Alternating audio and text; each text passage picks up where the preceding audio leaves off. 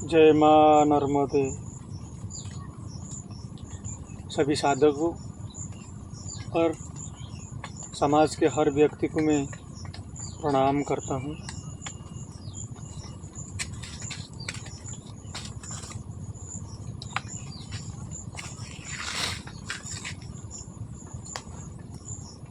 साधक होने का मेरा जो आरंभ हुआ उसके बारे में कुछ बताना चाहता हूँ मैं वीडियो के माध्यम से। बताने का ये मतलब है कि जे लोग आध्यात्म में आगामी दिन में भी बहुत उतर रहे हैं तो उनके लिए भी सहयोग होगा। तो मेरे अपनी कहानी बताऊंगा जो सच है। आध्यात्मिक यात्रा कैसे आरंभ हुआ मेरा, उस बारे में कुछ बताना चाहता हूँ। एक दिन रात को मेरे अंदर कुछ ऐसा हुआ, पता नहीं, हलचल हो गया मेरा अंदर। मैं तो ऐसे भी लगभग 3 साल से आध्यात्मिक के रास्ते में है। बहुत सारे गुरुओं की, बहुत बड़े बड़े संत गुरुओं की प्रवचन सुनता था मैं। कहीं ना कहीं सुन के भी मेरा मन में एक मरा हुआ सा ही था, जागा हुआ सा नहीं था, ऐसा जिंदा नहीं था। जैसे हम किताब में पढ़ लेते भागवत पुराण, वेद पुराण, इतिहास, बहुत बाइबल, ये सब पढ़ के भी ज्ञान हो सकता है, लेकिन वो ज्ञान ना कुछ मरा हुआ सा जैसा है, मरा हुआ जैसे जिंदा नहीं लगता है, जिंदा से लगता नहीं है। इसलिए मेरा दिमाग में, मेरा अंदर कुछ हलचल ऐसा हुआ है कि कुछ अधूरा छूट गया जैसा जीवन में, कुछ नहीं भर रहा था। वो शास्त्र पुराणों, यूट्यूब में 1000 गुरुओं की कहानी, तब भी मेरे मन में कुछ ऐसा रात को हलचल हुआ। फिर सुबह उठ के मैं काम पे गया। काम पे मन नहीं लग रहा था, बस कोई मैं कौन हूँ, क्या हूँ, वेद भागवत ये सब तो इशारा है सब, लेकिन हमको जीवित गुरु चाहिए जो हमको सटीक मार्ग बता सकता है। बहुत सारे गुरुओं ने भी बताया है कि जीवन में जिंदा गुरु चाहिए जो जीवित है। गुरु बोले तो वो शरीर नहीं है, लेकिन शरीर एक निमित्त है उनका, वो चाहिए, वो सतमार्ग बता सकते हैं। लेकिन वही किताबों में ना वो कुछ समझ नहीं पाएंगे आप, क्योंकि कहीं ना कहीं आपका अहंकार अपने अंदर छुपा रहता है सूक्ष्म तरफ से। वो अहंकार जीवित गुरु के पास जाने से ही अपना अहंकार वो तोड़ देते हैं। फिर हम वहाँ तक जाने के लिए, सत्य तक जाने के लिए आसान हो जाता है। नहीं तो हम किताबों, पुराने, ये सब सुनते ना अपना अहंकार और बढ़ जाता है, क्योंकि हमको पता लगता है कि हम कुछ जान लिए हैं, लेकिन हम कुछ भी नहीं जानते हैं।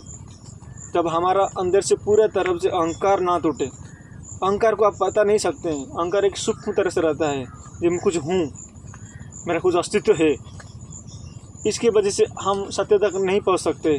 लेकिन एकमात्र गुरु है, ये है जो आपका अहंकार तोड़ सकते। तो उस दिन रात को मेरा दिमाग में मेरा कुछ हलचल हुआ, तो सुबह उठ के मैं काम पे गया।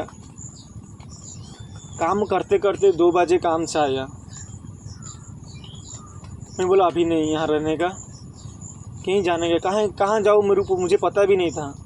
बस यहाँ से निकलने का है, कहाँ जाएंगे कुछ पता नहीं, कुछ सोचा भी नहीं, कौन सा गुरु, क्या, किसके पास जाऊँ वो भी पता नहीं था। बस हमको जाना है यहाँ से। लेकिन आम तरफ से जैसे गेरुआ वस्त्र और ये सब खरीदा, मतलब इस तरह जाना है। इसका भारत में बहुत महत्व है कि ये जो पोशाक है ना, ये जो गेरुआ है ना, ये भारत में बहुत प्रसिद्ध है। और इसको अपन पहनने से ना अपना अंदर शांत भी हो जाता है। मेरा अनुभव है, जो अपना ये कलर है अपने आप में है। मैं जब पहना उसको पता चला कि ये पहना खरीद के, ये बहुत अच्छा लगा, अच्छा फील हुआ मेरे को। फिर मैं अपना घर से किसको बताया नहीं, निकल गया। फिर क्या हुआ, कहाँ जाऊँ कुछ पता नहीं। रास्ते में बहुत सारे दोस्त मिलते हैं, वो लोग समझाते हैं रुक जाओ, क्या जा रहे, कहाँ जा रहे हो। मैं बोला पता नहीं, जाने का है, लेकिन कहाँ जाएंगे कुछ पता नहीं। कुछ पता होता तो बता देते उनको, लेकिन मैं बोला जाने का है, कहाँ कहीं जाएगा, कहाँ जाएंगे कुछ पता नहीं, लेकिन जाने का है। वो लोग समझाए। फिर मैं रात को, मेरे गांव से 11 बजे लगभग बस पकड़ा और भुवनेश्वर गया। मेरा गांव उड़ीसा है, भुवनेश्वर गया। मेरा गांव भुवनेश्वर से मेरा गांव 160 किलोमीटर दूर है। मेरे गांव से बस पकड़ा और भुवनेश्वर जाके पहुंच गया सुबह तक। सुबह लगभग 4 बजे पहुंच गया। बस स्टैंड में ऐसे ही सो गया। भुवनेश्वर का बस स्टैंड है, बस स्टॉप है जो, हाँ मैं उसमें सो गया। लेकिन तब तक वो पता नहीं था कहाँ जाऊँ। फिर नहा धोया, दोपहर में खाना खाया, कोई डिसीजन नहीं था कहाँ जाऊँ। बस भुवनेश्वर पहुँच गया, कहाँ जाऊँ कुछ पता नहीं। लेकिन एक यूट्यूब में एक गुरु की नंबर था, वो कॉल किया मैं, उनको पूछ लूँ, उनके पास जाओ, थोड़ा ज्ञान में और आध्यात्म के बारे में पूरा सटीक जान लूँ। वो हिसाब से निकला था और उनको फ़ोन किया तो उन्होंने बोला अब घर से निकलना नहीं चाहिए, अब ऐसे नहीं आना चाहिए था, मुझे पूछ के आना चाहिए था। लेकिन बोला क्या गुरुजी मैं आपसे मिल सकता हूँ?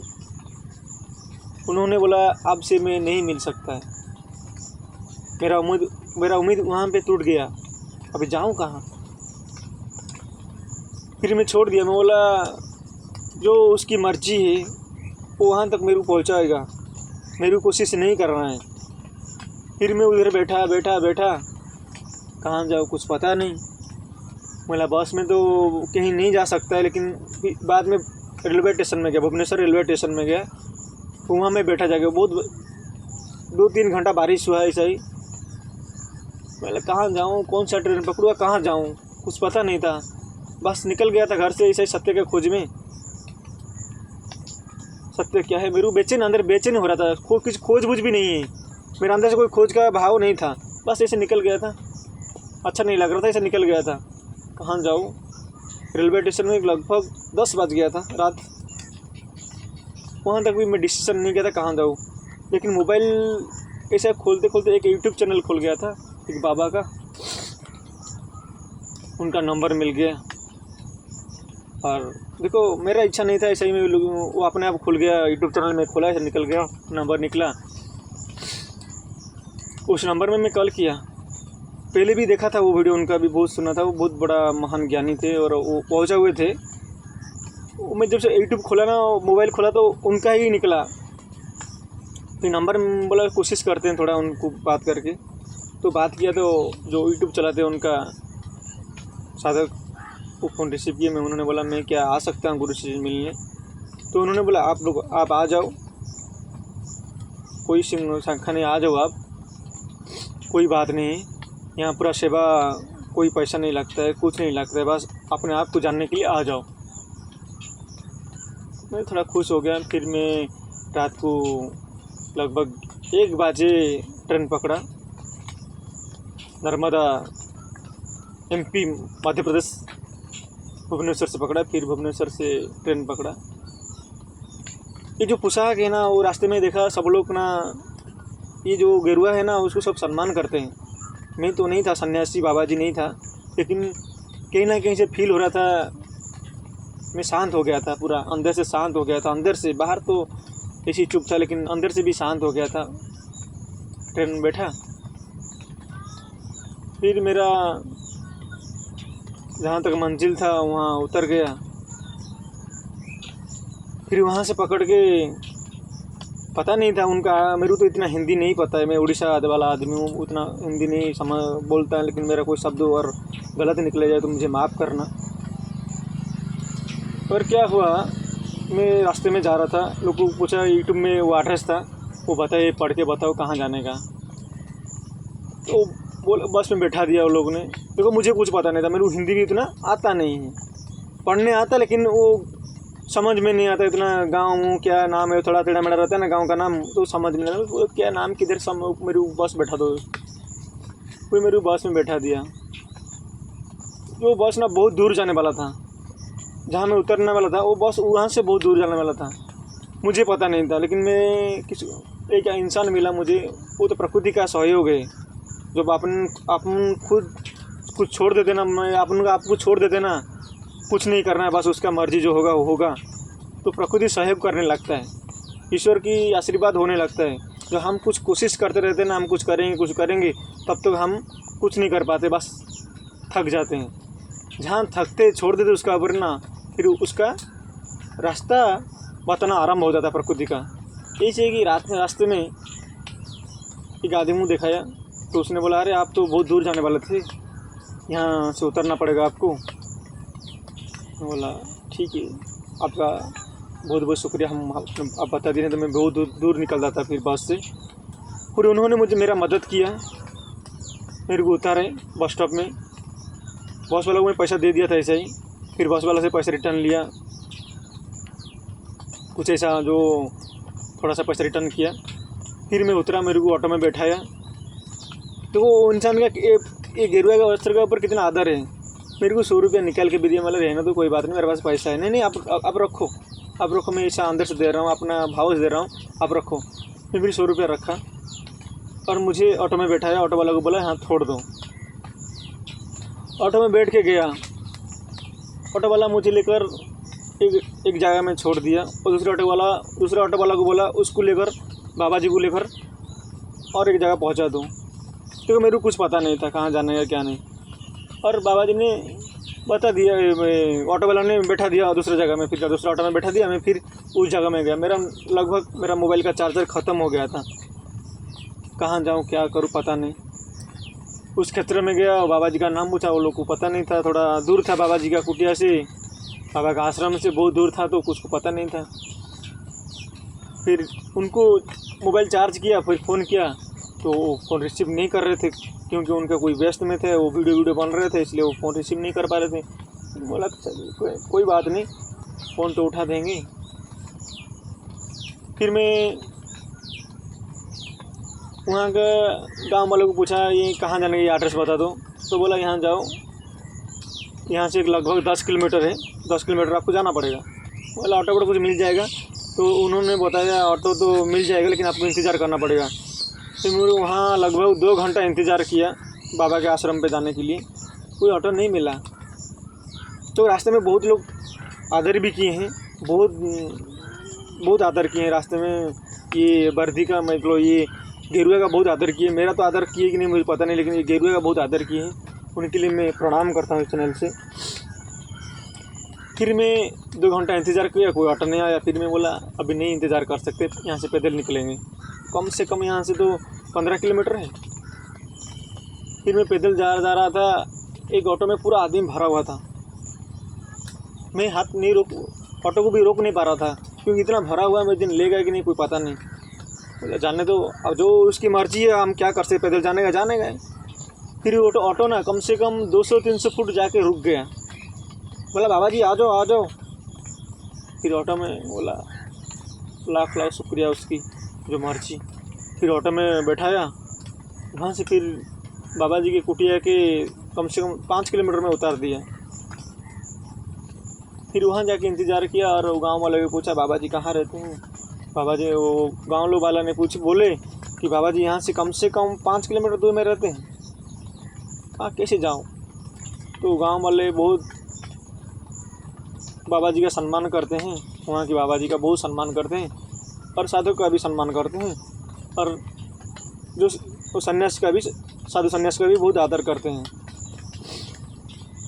तो मुझे एक स्कूल बस आया, उस स्कूल बस में गांव वाला बैठा दिया, बोलो बैठ जाओ, यहाँ से 2 किलोमीटर, कम से कम यहाँ से 5 किलोमीटर 2 किलोमीटर तक स्कूल बस जाएगा, यहाँ से उतर के फिर पैदल चला जाना। फिर मैं स्कूल बस में बैठा, मुझे 2 किलोमीटर में उतार दिया। फिर मैं कम से कम 3 किलोमीटर पैदल गया। फिर जाते जाते वो बहुत प्रकृति का प्राकृतिक सौंदर्य बहुत था, पेड़ों पहाड़ों, वो अपने आप में बहुत, उनको देख के मैं सब भूल गया था, बस मैं अपने आप में ठहर गया था। वो ऐसा नज़ारा है ना, ऐसा अपने आप को ठहरा दिया अंदर से। फिर निकला लगभग 1 घंटा करीब चला। फिर गुरु का आश्रम आया। फिर रास्ते में एक छोटा सा गांव मिला, वो लोग मुझे प्रणाम किए, मैं भी उनको प्रणाम किया। फिर उन्होंने बोला हमारा घर आज नया वो प्रतिष्ठा किया है, आप थोड़ा भजन कर लीजिए। मैं भी बहुत भूखा था, कुछ खाया नहीं था, क्योंकि ट्रेन में तो ज़्यादा खाने से दिक्कत हो जाता है, क्योंकि बाथरूम वगैरह सब, इसलिए कुछ खाया नहीं था, बहुत थोड़ा खाया था, तो भूख भी लगा था। फिर गया उनका घर में, खाया, हाथ भी धोया, फिर प्रणाम किया, फिर मैं निकला। गुरु के आश्रम में गुरु बैठे थे, उनको प्रणाम किया, वो मेरे प्रणाम स्वीकार किए। फिर बोले, फिर गया आराम से आश्रम में बैठ गया। गुरुजी ने बोला जाओ नहा लो धो, नर्मदा नदी तट पर नर्मदा नदी बह रहा है, उसमें जाओ नहा लो, फिर बात करते हैं। फिर मैं गया नर्मदा तट पर गया। ओह इतना विशाल नदी है, नर्मदा माता इतना विशाल नदी है, उसको देखते ही ना मैं खो गया, मेरा विचार ख़त्म हो गया। सच बता रहा हूँ, वो प्रकृति का सौंदर्य ऐसा है ना, आपको विचार को लड़ना नहीं पड़ता है, विचार अपने आप रुक जाता है वो नज़ारा देख के। प्रकृति का नज़ारा इतना अच्छा है, ऑक्सीजन का लेवल इतना अच्छा है, उसका वो जगह का ऊर्जा इतना ऊपर उठा हुआ है ना, बहुत ऊपर उठा हुआ है, मुझे अपने आप का विचार ख़त्म हो गया। फिर नहाया धोया, फ्रेश हो क्या आया, गुरुजी से मिला, गुरुजी सब बात बताए, फिर अपना सत्संग चालू हुआ, सुने। फिर अपना यात्रा चालू हो गया। वहाँ जैसे मैं 4-5 दिन रुका ना, मेरा अपना आप ठहराव रुक गया, अंदर से मैं अपने आप में खो गया। जिस चीज़ के लिए निकला था वो चीज़ मुझे प्रकट हो रहा था, अपने आप प्रकट हो रहा था।